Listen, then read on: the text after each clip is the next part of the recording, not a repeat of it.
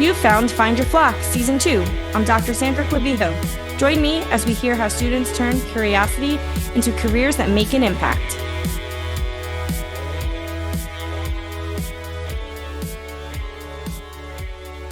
Hi, today's guest is a current Stevens PhD student. Please welcome Dariya to Find Your Flock. Hi everyone, it's so nice to thank you so much, Sandra, for inviting me. I'm very excited to talk a little bit about my experience and just to be here today. That's awesome. I guess, why don't we start with you introducing yourself to everyone, where you're from, and what kind of drew you to Stevens? Absolutely. So, my name is Daria. I am currently in my second year of my PhD at Stevens. I also did my bachelor's at Stevens as well in chemical engineering, originally from Kazakhstan. And what drew me from the beginning is how warm and welcoming the environment at Stevens is. I was very lucky to have met over Zoom April and Francesca, who were in charge of international admissions at the time. And they gave me the warmest welcome that honestly told me everything that I needed to know about coming to Stevens, moving transatlantic. I just knew that this would be a very supportive environment where I could thrive, not just academically, but as a person. That's awesome. Yeah, I work with April all the time. She's amazing.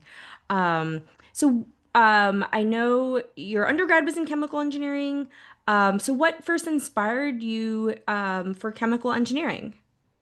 So I actually came in as a chemistry major on a pre-med track because in high school I really wanted to go to medical school. And the throughout college, all 4 years up until my senior year, I struggled deciding whether I wanted to go to medical school or not. Um, Freshman year, I took all of my biochemistry classes. I think they call it chemical biology. Loved all of them, apart from biology, and really liked all of the calculus classes. So I talked to Dr. Meissner, who is, I believe, the undergraduate academic advisor at the chemistry and chemical biology department. And she turned out that she was also a chemical engineering major in undergrad. And she said that if I feel like switching, I should consider switching.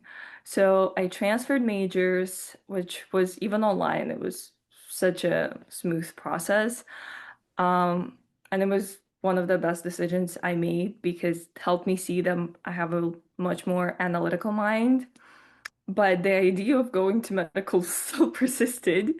So then I also did an internship at the Jersey City Medical Center that was also recommended to me by Dr. Meissner. And that was such a pivotal experience because it showed me that I do not, in fact, want to be a doctor. I admire healthcare professionals, but at the same time, I was also doing research. And so I had the opportunity to see that like stark contrast and what I liked more. And so I ultimately decided to pursue a PhD instead of going to medical school post-grad. That's amazing. Dr. Meisner is amazing. She's the associate chair for undergraduate studies in the CCB department. But those internship opportunities can be so transformational because I think they, help you just either confirm your decisions or recognize that, there's still a lot you can do with your degree. It doesn't always have to be the first path forward. So that's amazing how we got to our PhD now. So what are you doing your PhD in? So I'm currently working with Dr. Pingquang Lai. He is a faculty at the chemical engineering department. And we're more on the biotechnology side. So the research that I do is related to drug formulation. So I think a lot of people talk about drug discovery and like finding new medicines to, treat cancer, Alzheimer's. But what I really enjoy and something that we do in our lab is we take medicines that are already out there or could potentially be put into market. And then we work with pharmaceutical companies to find a formulation. So we're figuring out how to manufacture this drug, how to store it, how to transport it, and then obviously how to administer and deliver it to the patient. Oh, that's awesome. And so that I know this ties a little bit into Formulate and Bright Lights, which are two of your endeavors that are supplementing and complementing your research. If you want to tell us a little bit about those. Absolutely. So after I realized that I didn't want to go to medical school, I always liked working independently, and that's what I liked about doing undergraduate research as well. I had a lot of independent projects and I really enjoyed that responsibility. So going into my PhD, then I knew that I like my big dream was to have my own company post grad, particularly in healthcare, but I honestly had no clue what it would be. So fast forward, I'm 8 months into my PhD, and to me, it felt like a lot because I've been doing research for like since my freshman year, so it felt like a while. And I still didn't know where to get started. Not even like I didn't even have an idea that I could be like, oh, maybe like this could become something. So then I started going online, looking up just like any information I could find when about people, particularly researchers, starting their own companies based on, the knowledge and the skills that they have from their research. And aside from very specific accelerators that are tailored for people who already have a technology or have a very thought out idea, I didn't find anything that helped people build something from the ground up, helped PhD students pursue an entrepreneurial endeavor. And that was when I went to Matthew Wade. I believe he runs the senior design and the answery competition for SES students. And I pitched the idea to Matt about creating an educational platform for graduate students that would help them translate their research into business ideas. He was super on board. And that's how Bright Lights essentially started. So very personal. And then funny enough, after we started Bright Lights, going through all of that, all of the motions of starting a new business, a new company, like doing validation exercises, interviews, writing up a business plan. That was when my research also hit, and I realized, and I came up with an idea that could be commercialized. So I went to my PhD advisor, Dr. Lai. I pitched him the idea, and was lucky enough he has been thinking about doing the same thing for years, but just like never had someone to do it with. And so now we're applying to the NSF I-Core program that is specifically tailored for researchers to commercialize their technology, and we're going down that route. That's amazing. I love that so much. iCore is a great program. Um, super helpful for researchers. So, and it is funny how, recognizing that you needed some support and then 2 seconds later, it all kind of connects. So that's awesome. So happy for you. You seem to be really thriving, and also able to you know, I feel like you're probably better served in this space and you're so entrepreneurial. So, I mean, I'm sure you could have handled medical school, but it seems like you're much happier I in this space. Um, I always like to ask, like, what advice do you have for students, especially our undergrads, and potential students to Stevens that are interested in research or startups or chemical engineering? What advice would you give them? think three things. Number one is to choose an environment that as choosing a supportive environment that challenges you.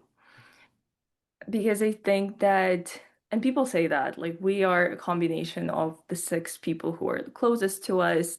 The people that we become are a lot of the times shaped by our environment.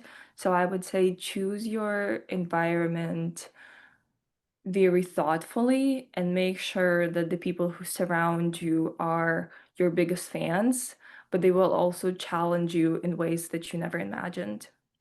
Number two, and that relates to research and, entrepreneurial endeavors, engineering in general, is perseverance.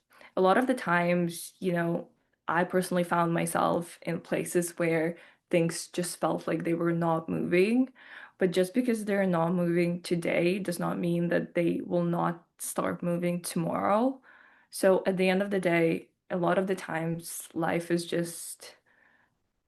feels like a waiting game because the big wins that everyone talk about, they are a lot more rare than the quiet work that you put in every day.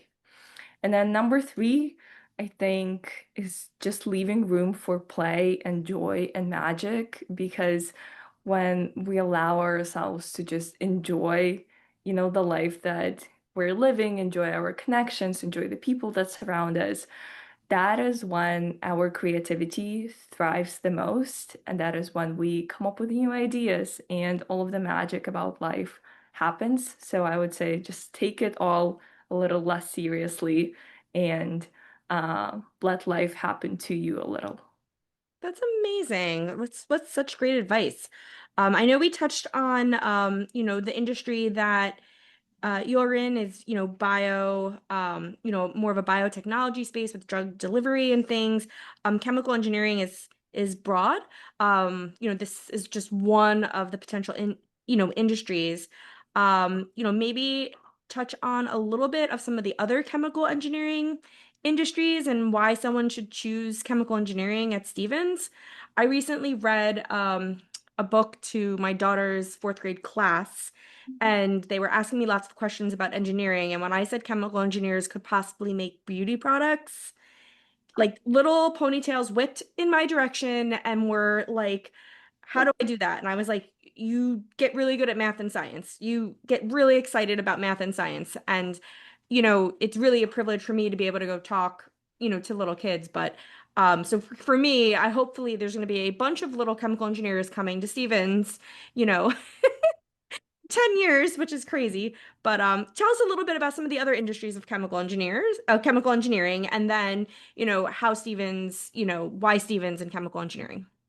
Definitely. I think again, growing up, I thought that chemical engineering started and ended with like petroleum manufacturing, but it is so not true. The field itself is beyond wide. As you mentioned, skincare is one of the like biggest job path post grad. A good friend of mine who graduated the same year, Haley Kiermaier, I believe. I think she ended up working for I would say L'Oreal post grad. So at the end of the day, batteries is another like huge research area, environmental science, um, renewable energy, filtration. Like there's just like so much that you can do within chemi because at the end of the day, the core concept of chemical engineering is you have a process, and if Mechis deal with the equipment, we deal with the liquid that flows through the equipment. I think that's the best way to put it.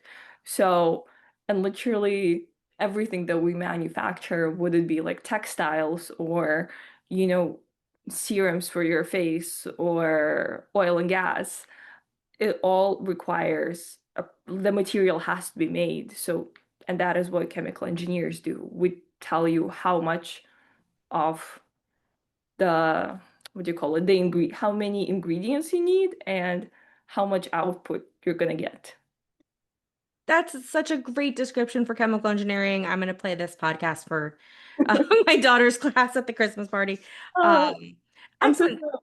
But also like to mention, food. So agriculture is also something that you could do post grad. So like I didn't realize that you could go work for Mars, Nesquik, Coca-Cola.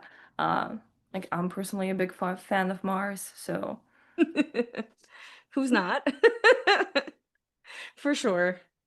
Yeah, so from food and beverages to, to biotechnology, it's such a broad field. And, as students are considering their paths, I think it's good to know, you don't have to pick even that field as you're studying, right? You try out the internships. Yeah. Um, so awesome. And then your last pitch statement, I know you're into entrepreneurship. So why chemical engineering at Stevens? Um, Give us your pitch. Stevens' motto says it best, honestly. Per aspera ad astra, through hardship to stars. If you're willing to go through challenges to ultimately achieve your dreams, um, I think Stevens is the best environment for brilliant minds. Perfect. Thank you so much. I want to thank Daria for coming and joining us and taking some time out of her busy research and startup schedule. Thanks for joining, and don't forget to check out our other episodes. Click subscribe and share. Have a good one. Bye. You've been listening to Find Your Flock, Season 2. I'm Dr. Sandra Clavijo. Thanks for joining us as we help future ducks find their path at Stevens. Don't forget to follow and subscribe on Spotify, Apple Podcasts, or YouTube, and share this episode with a future duck.